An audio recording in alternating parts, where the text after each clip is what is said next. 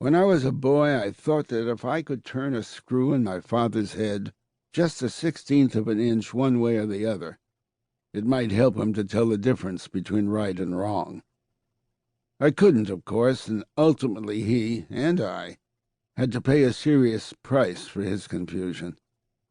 In late June of 1931, just out of third grade and a month away from turning 9, I was eagerly looking forward to my first experience at summer camp.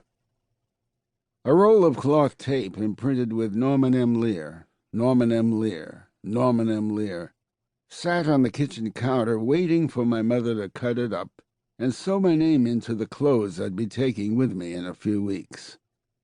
Meanwhile, my father was about to take a plane to Tulsa. None of my friends in Chelsea, Massachusetts, knew anybody who had ever flown anywhere. It had only been 4 years since Charles Lindbergh flew 33.5 hours in his single-engine Spirit of St. Louis to get from New York to Paris, and the rare plane that was spotted in the sky had us kids chasing around in the street yelling, "Lindy, Lindy!" So Dad flying to Oklahoma was a big deal. He was traveling on some kind of business. Monkey business, said my mother, who sensed that the men he'd fallen in with were not to be trusted. And for my upcoming birthday, he was going to bring me back a 10-gallon hat, just like the one worn by my favorite film cowboy, Ken Maynard. "Herman, I don't like this," she told him. "I don't want you to see those men." But Herman, as always, knew better. "Jeanette," he screamed, the veins in his neck bulging as he stood over her, with his nose all but pressing hers. "Stifle!" And off he went. Herman Lear, or as he preferred to be known, H.K., the K standing for King, a name he insisted he'd been given and would never admit to having appropriated, was a man of supreme optimism. The predecessor to Arthur Miller's salesman, Willie Loman, H.K. went out into the jungle each day with a shoe shine and a smile, pledging to come home, his fortune made, in 10 days to 2 weeks. Tops.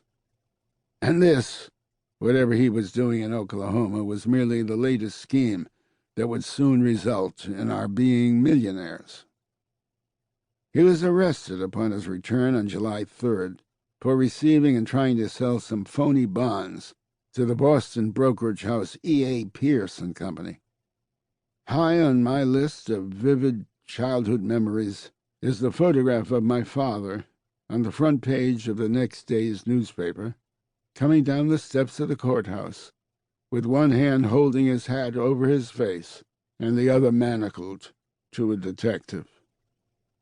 5 weeks later he was convicted and sentenced to 3 years in Deer Island Prison off Boston Harbor.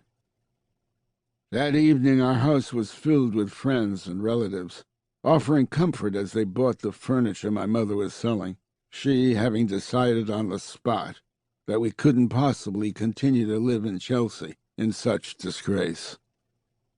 At one point, someone I didn't know but instantly disliked offered to buy my father's red leather chair. The throne, from which he had controlled the radio dial on our floor model Atwater Kent, just as, 40 years later, Archie would control the Bunker family's TV viewing from his living room armchair.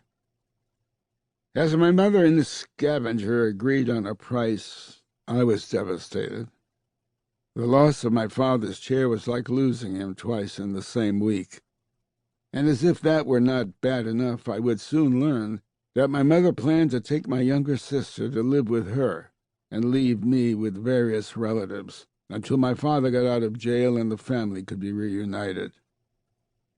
I clutched all that remained of my summer dream, that unused roll of Norman M. Lear cloth, a piece of silent sadness, which I managed to keep with me well into my 30s, perhaps even my 40s, and my eyelids bit down hard on the tears I was fighting to hold back.